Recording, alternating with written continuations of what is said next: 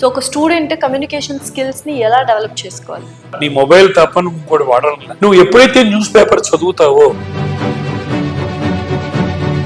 So next body language అనేది very important. ఒక job చేయాలన్నా ఒక పర్సన్ ని మనం డైరెక్ట్ చూస్తే ఫస్ట్ ఇంప్రెషన్ తని బాడీ లాంగ్వేజ్ మనం ఐడెంటిఫై చేస్తాం.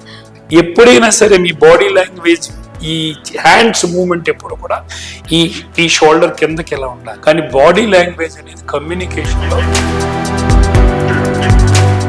ఏదైనా ఇష్యూ అయ్యుండొచ్చు. సో ఆ జాబ్ నాకు కరెక్ట్ కాదు అన్నప్పుడు ఏ రకంగా మనం గ్రహించాలి? What are the changes we see? General గా ఉద్యోగుల్లో 3 రకాలు ఉంటారు. ఒకటి డెడ్ వుడ్, రెండోది వర్కింగ్ హార్స్, మూడోది స్టార్స్. డెడ్ వుడ్ అనేది ఏంటంటే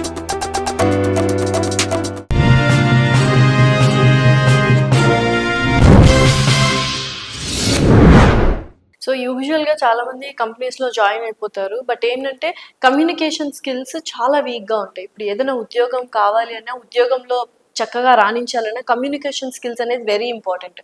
సో ఒక స్టూడెంట్ కమ్యూనికేషన్ స్కిల్స్ని ఎలా డెవలప్ చేసుకోవాలి? మీకు చెప్పాను, స్టూడెంట్స్ కమ్యూనికేషన్ స్కిల్స్ అంటే 3 విధాలుగా చేసుకోవచ్చు మేడం. ఫస్ట్ పాయింట్ ఏంటంటే ప్రాక్టీస్. మీరు ఈ రోజున ఒక న్యూస్ పేపర్ చదువుతున్నారా? చదవడం లేదు.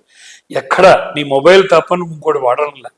నువ్వు ఎప్పుడైతే న్యూస్ పేపర్ చదువుతావో, ఇంగ్లీష్ చదువుతున్నావో, అక్కడ ఒక సిచ్యువేషన్ గురించి, ఒక యాక్సిడెంట్ అయింది ఎలా రాశాడు, ఒక పొలిటికల్ ఇష్యూ ఎట్లా రాశాడు, అక్కడ మొత్తం గ్రామటికల్ గా కరెక్ట్ గా ఉంటుంది సెంటెన్స్.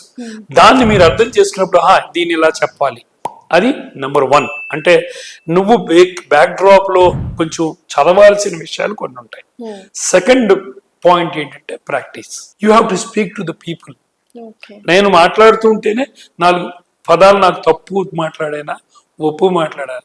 అది కూడా నువ్వు ఎవరితో పడితే వారితో మాట్లాడకుండా నిన్ను కరెక్ట్ చేసే వాళ్ళతో మాట్లాడు. నీ స్నేహితుడో, నీ తల్లిదండ్రులో, నీ అక్కో, చెల్లో, తమ్ముడు ఎవరో ఉంటారు. అక్కడికి తమ్ముడు తప్పు మాట్లాడేవని చెప్పేవాళ్ళు ఉంటారు.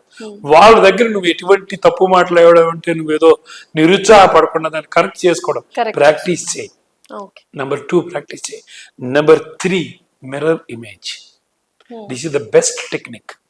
Mirror image is, take a topic. Suppose for example education మీద మాట్లాడాలి. Go to a mirror. Stand before mirror. Speak for 2-3 minutes whatever the way. And someone asks to shoot it. Or otherwise, if no one is shooting it up also.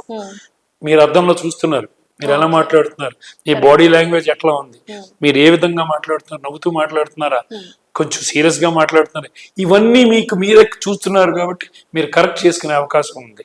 So ఈ విధంగా కూడా మీరు correct చేసుకోవచ్చు. Number 4 చాలా important. Never and ever think that others are speaking better English than me. అనుకుంటే మన English ఇంకా down అయిపోతాం, మన కాన్ఫిడెన్స్ కోల్పోతాం. కరెక్ట్. మీరు ప్రాక్టీస్ చేసినప్పుడు ఒక 4 రోజులు 5 రోజులు చేస్తే you will see the change. నాలో ఈ మార్పు వచ్చిందా, నేను మాట్లాడు. అవి ఇవేమి చేయకుండా కమ్యూనికేషన్ స్కిల్స్ అని ఓ థియరీ చదివేసినంత మాత్రం రాదు. సో నెక్స్ట్ బాడీ లాంగ్వేజ్ అనేది వెరీ ఇంపార్టెంట్. ఒక జాబ్ చేయాలన్నా ఒక పర్సన్ ని మనం డైరెక్ట్ చూస్తే ఫస్ట్ ఇంప్రెషన్ తని బాడీ లాంగ్వేజ్ మనం ఐడెంటిఫై చేస్తాం. బాడీ లాంగ్వేజ్ అనేది ఎలా ఉండాలి? బాడీ లాంగ్వేజ్ అనేది చాలా ఇంపార్టెంట్. ఎందుకంటే మీరు ఒక్కొక్క చోట ఒక్కో రకమైన బాడీ లాంగ్వేజ్ ఉంటుంది. Suppose your in social gathering, ఈ బాడీ లాంగ్వేజ్ డిఫరెంట్ గా ఉంటుంది. క్యాజువల్ గా ఉంటాం, సరదాగా చేతులు ఇలా కొడుతూ ఇలా మాట్లాడతాం, ఇదంతా చేస్తూ ఉంటాం. అలాగే ఒక ఫ్యామిలీలో కూర్చున్నాం, మనం కూర్చున్న విధానం కానీ మనం వేసుకున్న డ్రెస్ కానీ డిఫరెంట్ గా ఉంటుంది. అక్కడ బాడీ లాంగ్వేజ్ డిఫరెంట్. కానీ బాడీ లాంగ్వేజ్ అనేది కమ్యూనికేషన్ లో 50% కమ్యూనికేషన్ స్కిల్ ఇచ్చేదే. బాడీ లాంగ్వేజ్ అంత ఇంపార్టెంట్. ఉదాహరణకి నేను చెప్తాను. నేను మీకు మామూలుగా మిమ్మల్ని పలకరించేటప్పుడు గుడ్ మార్నింగ్ అంటే మీరు రెస్పాన్స్ ఇవ్వరు, ఎందుకంటే నేను సీరియస్ గుడ్ మార్నింగ్ మేడం బాగున్నారా అంటే my body language is changed. So అట్లా నేను ఏదైతే చెప్తున్నానో ఎప్పుడైనా సరే మీ బాడీ లాంగ్వేజ్, ఈ హ్యాండ్స్ మూవ్మెంట్ ఎప్పుడు కూడా ఈ షోల్డర్ కిందకి ఎలా ఉండాలి. ఎప్పుడైతే మీరు ఇలాగ ఎత్తుతున్నారో మీరు over confident. It shows psychologically also. If you are making your hand like this, it shows your aggressiveness. You shows your hand like this, it shows your simplicity. So this is how the body language, నుంచున్న విధానం. చూడండి, నుంచుని మాట్లాడమంటే 2 చేతులు జేబులో పెట్టుకుని 2 కాళ్ళు విడిగా పెట్టుకుని మాట్లాడుతూ ఉంటారు ఎక్కడైనా, కరెక్ట్ కాదు. అలాగే నేను చైర్లో కూర్చున్నాను, I have to put my both the legs into near and have to open humble. So ఇది అవతల వాళ్ళకి ఇంప్రెషన్ కలగజేస్తుంది. ఓకే, మనం ఉదాహరణకి క్లాస్ రూమ్ లో ఒకలా కూర్చోవాలి, గుళ్ళో ఒకలా దండం పెట్టుకోవాలి, నెక్స్ట్ ఇంకో చోటకి వెళ్ళామంటే ఇంకోసారి కూర్చో అంటే ఇది బాడీ లాంగ్వేజ్ ఇంపార్టెన్సే కదా. సో దీన్ని స్టడీ చేయటం, దీన్ని నేర్చుకోవటం విద్యార్థులకు కానీ ఎవరికైనా మేడం చాలా అవసరం, ఓకే, చాలా చాలా అవసరం. అండ్ ఇంకొకటి, చాలా మంది జాబ్ లో జాయిన్ అయిన తర్వాత ఆ జాబ్ మనకు కరెక్ట్ కాదేమో అన్న ఒక క్వశ్చన్ లో ఉంటారు అండ్ డౌట్స్ తో ఉంటారు. అది కరెక్ట్ కాదు అని మనం ఎప్పుడు గ్రహించాలి? This is job is not meant for me or for my mental status or anything, ఏదైనా ఇష్యూ అయి ఉండొచ్చు. సో ఆ జాబ్ నాకు కరెక్ట్ కాదు అన్నప్పుడు ఏ రకంగా మనం గ్రహించాలి? What are the changes we see? ఇప్పుడు ఇక్కడ చిన్న విషయం చెప్పాను నేను. జనరల్గా ఉద్యోగుల్లో 3 రకాలు ఉంటారు. ఓకే, ఒకటి డెడ్వుడ్, రెండోది స్టార్స్, రెండోది వర్కింగ్ హార్స్, మూడోది స్టార్స్. డెడ్వుడ్ అనేది ఏంటంటే పాడైపోయిన చెక్క, అందులో మీరు మేకు కొట్టాలనుకోండి దిగదు, అవునా కదా, మేకు కొట్టు ఊడిపోతూ ఉంటుంది, పీల్ ఆఫ్ అయిపోతూ ఉంటుంది. వర్కింగ్ హార్స్ అంటే ఇలా కళ్ళకు గంతలు కట్టుకుని పని చేస్తారు, ఏ పని చెప్తే ఆ పని చేస్తారు. స్టార్స్ అంటే ఏ పనైనా చేయగలరు, ఏ పనినా చేయగలరు. ఇప్పుడు మీరు అన్నారు చూసారా, ఈ ఉద్యోగంలోకి వెళ్ళిన తర్వాత నాకు ఈ ఉద్యోగం సూట్ కాదేమో, అలా ఎందుకు జరుగుతుందండి? మీరు ఏ ఉద్యోగంలో ఏదో ఒక దాంట్లో జాయిన్ అయిపోదాం అనుకున్నప్పుడే జరుగుతుంది అలా. కానీ మీకు ఆప్షన్ ఉండి మీరు సెలెక్ట్ చేసుకోవాలనుకున్న ఉద్యోగం సెలెక్ట్ చేసుకున్నప్పుడు మీకు అసలు ఆ ఛాన్సే ఉండదు, మీకు నచ్చిన దాంట్లోనే చేస్తారు. నెంబర్ 1. నెంబర్ 2 పాయింట్ ఏంటంటే, మీరు జాయిన్ అయిన తర్వాత అందులో కొన్ని డిఫికల్టీస్ ఉంటాయి. అక్కడ బాస్ దగ్గర నుంచి వచ్చేవి కానీ, ఉద్యోగ పరంగా కానీ, అర్థం చేసుకునే పరంగా కానీ, దానికి కొంచెం పేషెన్స్ కావాలి. అంతే 3 రోజుల్లోనూ 4 రోజుల్లోనూ నేను చేయలేకపోతున్నాను అనుకుంటే కాదు. మనం నడిచినప్పుడు ఏమన్నా ఒకేసారి నడవగలిగామా పూర్తిగా? చిన్నప్పుడు పాకాం, ఆ పాకిన తర్వాత అడుగులేసాం, పడిపోయాం, కొబ్బరికాయలు కొట్టాం నేల మీద, ఇన్ని చేసిన తర్వాత కానీ మీకు నడక రాలేదు. అలాగే మీరు ఉద్యోగంలో జాయిన్ అయినప్పుడు కూడా టైం కొంత తీసుకోవాలి, దాన్ని అర్థం చేసుకుని పరిస్థితుల్ని వాస్తవాన్ని మీరు అర్థం చేసుకుని మీ స్కిల్స్కి అది ఏ విధంగా ఉపయోగపడుతుంది అని మీరు ప్రాక్టీస్ చేయగలిగితే, వాళ్ళతో మీరు కలవగలిగితే, తెలియని విషయాల్ని తెలుసుకోగలిగితే ఆ ఇంక్విజిటివ్నెస్ మీరు చూపించాలి. అంతేగాని వాళ్ళని అడిగితే ఏమనుకుంటారు, వీళ్ళు అడిగితే ఏమనుకుంటారు అంటే ఎప్పుడు ఏ విషయం మనకు తెలియదు. సో ఇది కనుక మీరు చేయగలిగితే ఆటోమేటిక్గా మీకు ఉద్యోగం మీద ఇంట్రెస్ట్ పెరుగుతుంది మేడం. ఎవ్వరూ కూడా నాకు ఈ ఉద్యోగం సరిపోదని అనుకోరు. కాకపోతే ఇక్కడ ఒకటే ఒక విషయం ఏంటంటే, నువ్వు జాయిన్ అయ్యేటప్పుడు, ఫర్ ఎగ్జాంపుల్ సివిల్ ఇంజనీర్, నేను మార్కెటింగ్ లోకి జాయిన్ అయిపోయాను, ఉద్యోగం వచ్చింది కదా, మరి మార్కెటింగ్ స్కిల్స్ నా దగ్గర ఉండవు కదా.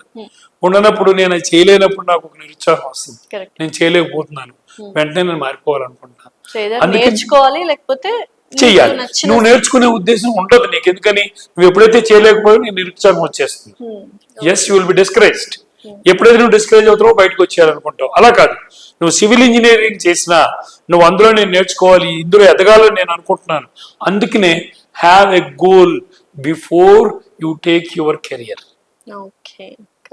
స్టూడెంట్స్ దశలో ఉన్నప్పుడే ఒక గోల్ అనేది వాళ్ళు నిర్మించుకోవాలి. మీ కెరీర్ సెలెక్ట్ చేసుకునే ముందే గోల్ ఎంచుకోండి ముందు. నేను ఈ కెరీర్ ఎంచుకోండి, దాని గోల్ ఏంటి, నేను ఏం రీచ్ అవ్వాలి, అది ఖచ్చితంగా. సపోజ్ ఉదాహరణ మీరు ఇంజనీరింగ్ చదువుతున్నారు, I want to become a big professional in engineer.